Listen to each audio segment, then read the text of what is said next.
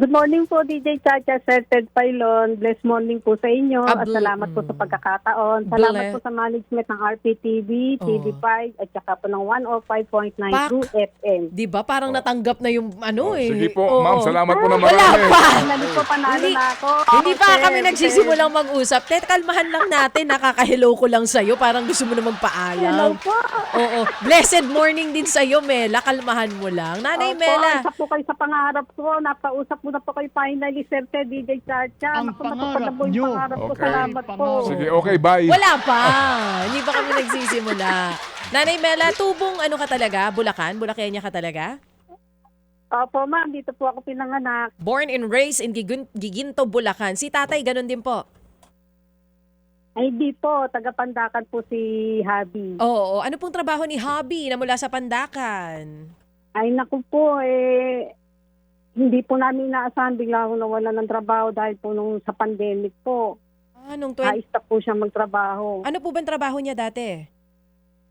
Diyan po sa Mandaluyong po, Oo. bali po, Ano po? babanggitin ko po ba yung, yung company? Hindi, kahit hindi yung company, yung trabaho na lang po niya. Ano po eksakto ginagawa ni Opo, Mr.? ano po siya, production crew po siya sa isang sikat na bake shop po dyan. Ayun, nagtatrabaho sa bake shop, Opo. nagtanggala nung pandemic. Simula noon, hindi na po siya nagtrabaho.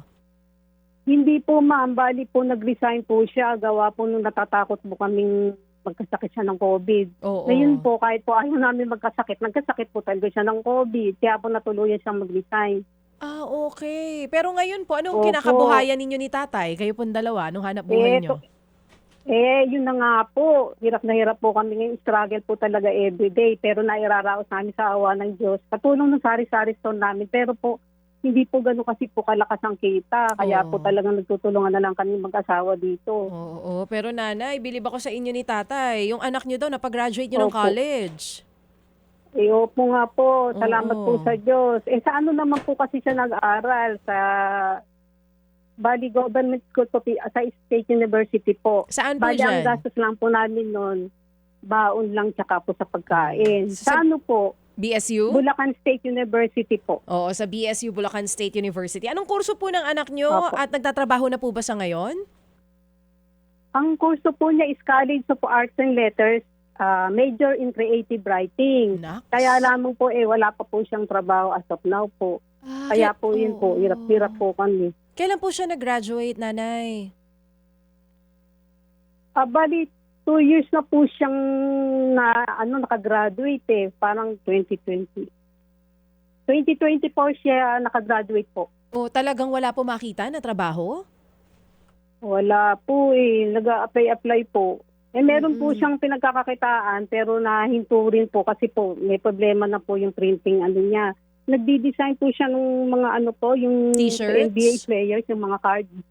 Nagde-design po siya ng mga NBA cards. Tama po ba yung narinig ko? Opo. So ngayon Opo, po, ma'am. lahat kayong tatlo ay umaasa dito po sa kita nitong sari-sari store. Opo, lahat po ng expenses dito po, mga bills. Dapat nga po may maintenance na kami mag-asawa. Pero po ayaw na rin po namin dumipente po kasi sa mga talagang gamot. Nasa herbal na lang po kami talaga umaasa herbal. Naku. Sige, Okay po so sa amin. sana nga po at sana nga at umunlad yung inyong Ay, sari-sari Sir, to. naku po, Diyos ko, Sige, Sir, bye-bye. dahil Wala pa sa nga. nyo. Pangarap ka nga daw niya makausap. Ikaw naman, Sige, babay ka ito ng muna. babay. Ano maglilo. muna yung ating Anong aral? Bible verse Sige. mo na, Nay? Bago kayo mag-usap Sir ni Manong Ted. nais ko kayong pasalamatan kasi napakagaling yung broadcaster. Nag-iisa po kayo dito sa Pilipinas na talagang lumalaban sa mga mahihirap. Talagang napakagaling po ninyo at saka po talagang everyday po, minumulat nyo kami sa katotohanan, binibigyan nyo kami ng mga lesson.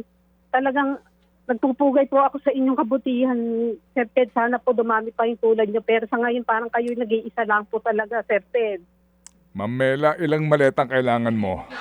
Paper bag lang muna. Sir Ted, Anong size Sir ng Ted, maleta wala po ang sa gusto mo? Sinasabi ko, kasi po napakagaling po nyo talagang, totoo po, dedicated po kayo at committed sa talagang trabaho nyo po. Talagang namang kung sasabitan ko lang po kayo ng medalya, talagang sana ginawa ko na po. Ako talaga naman, kumbaga ako'y nanliliit dito sa kanyang sinasabi. Hindi Salamat na Kasi marami, po yung Nanay puso Mela. po nyo Opo. Opo, thank you po sa inyo pong Napakagaling yung puso appreciation. niyo po talaga, nasa ano niyo Salamat. po eh. Salamat Pagtulong po. po. At Salamat pagmulat po. sa amin sa katotohanan. Amen, amen. Salamat po, Nanay Mela. Kayo po Napakatapang inspirasyon ninyo. namin. Sana po ingatan po kayo ni Lord araw-araw. Amen. Kasi po Amen. talaga ang tapang po ninyo talaga. Amen. Sana po laging maging malakas malusog kayo. Ingatan kayo tuwing papasok kayo diyan sa trabaho niyo, pauwi. Ingatan kayo lagi ni Lord. Opo. Kasi kayo na lang po talaga inaasahan namin. Napakagaling po ninyo, Sir Ted. Opo. Salamat po, Nanay Mela, ha. Meron tayong maiksing panahon.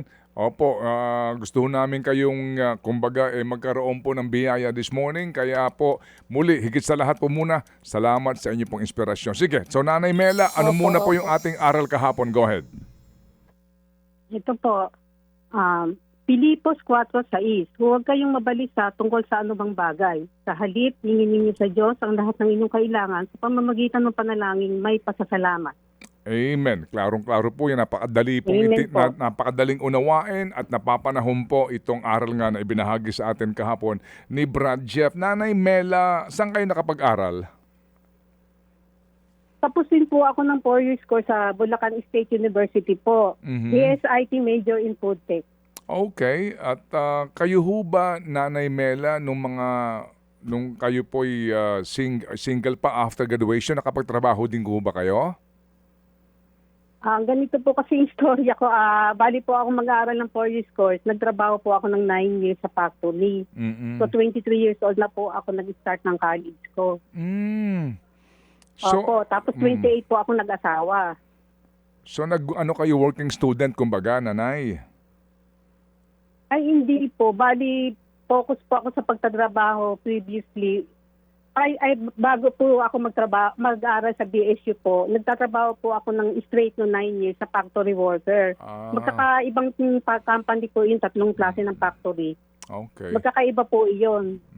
Opo, sige. Opo, ganun po. Sige. So Nanay Mela, ang inyo pong premyo kung kayo nakikinig po sa amin ay 2,000 piso. Kung sakali po sa inyo balak gamitin. Opo. Ito nga po, dahil po sa mahina yung kita nung tindahan namin at hindi po sapat sa pang-araw-araw pong gastusin, kami po nag-extension po kami dito sa tindahan namin ng maliit. Last year pa po ito natapos ng mister ko, pero po yung goal po namin masimulan pagpasok ng 2026, hindi po namin na-active. Gawa po nang wala po kaming puhunan. Balak po kasi Okay. namin sana magdagdag po ng source of income tulad Okay. po ng mga merienda at saka po Okay. pagtitinda po ng mga fishball, ganun po, Okay. lugaw sa Okay. umaga. Sige. Ganito Nanay Mela ha. So meron na kayong pwesto na ayos na yan. Ang kailangan nyo lang po puhunan.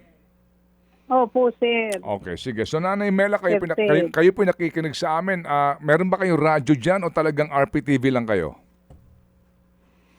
Sa RPTV po talaga kami. Every morning po nakatune in na po kami. 8 nga lang po kami nag-i-start kasi Opo, po kasi 8 nga, po kayo pumapasok sa, Sa RPTV. RPTV po. Yes, ma'am. Yes, ma'am. Sige, ganito, Opo. Nanay Mela. Ako po ay straightforward lang dito. Kung kayo nakikinig sa amin, nanonood madalas, palagay ko po naman siguro, nauunawaan nyo po kung paano pong sistema sa amin pong palatuntunan. Kung kayo ang tatanungin, magkano ang puhunan na kailangan nyo dyan sa extension po ng inyo pong tindahan? Opo, kasi po, di po ba, kailangan po namin magtinda ng mga niluluto. Kailangan po namin ng gas stove, tsaka po ng mga gamit sa pagluluto, kasirola, kawali, sandok. At syempre po yung lulutuin, kailangan din po namin, sir. Okay. So gas stove po ninyo, kasama po sa gas stove yung, Opo. yung tangke mismo, yung regulator nito, Opo. wala pa kayo niyan, at kailangan nyo po ng mga Opo. kawali panggamit po sa pagluluto. Pwede ho bang Opo. padalhan muna namin kayo ng 2,000 piso?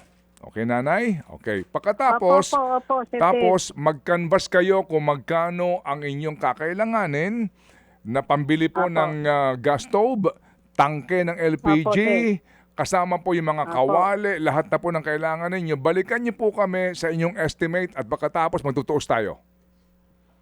Opo, sir Ted po, gagawin ko po talaga po. Salamat yan. po. O sige, at saka gusto ho namin makita yung inyo pong extension card ninyo na pinaghandaan na pero wala lang po kayong kukuhanan puhunan. ko po, sisend ko po. Opo. Paanan ko po, sisend ko po. Oo, alam nyo, Nanay Mela, meron na po kaming ganyan dati na tinulungan. Magmula sa gas stove, lahat ng kailangan, napagpundaran po namin at nagtagumpay din po sila. Yan pong amin pong inaasahan sa inyo, Nanay, okay? Okay, salamat po. Opo, salamat po, Sir Ted. Sir Ted, mag-iingat po kayo lagi. Kayo na Oo lang po naman. inaasahan namin. Opo, salamat po na marami sa inyo pong... Pagpe-pray ko po kayo araw-araw, Sir Ted. Salamat po Amen, sa panunungan at puso ninyo sa inyong Amen. profesyon. Salamat po, Nanay. DJ Ako po. Chacha, magaling din po kayo. Opo. Mga kapatid, para sa iba pang mga balita at impormasyon, sundan niyo po kami sa X, Instagram, Facebook at syempre sa TikTok, True Network PH. Mag-subscribe din po kayo sa aming YouTube channel, True Network. May website din po tayo, truenetwork.ph, at pwede niyo rin po kaming mapanood sa Channel 19 ng aming True FM TV. Lagi pa rin makinig sa radyo dito po sa 105.9 True FM dahil dito, laging true sa'yo, kapatid. Dito tayo sa totoo, tunay at tapat.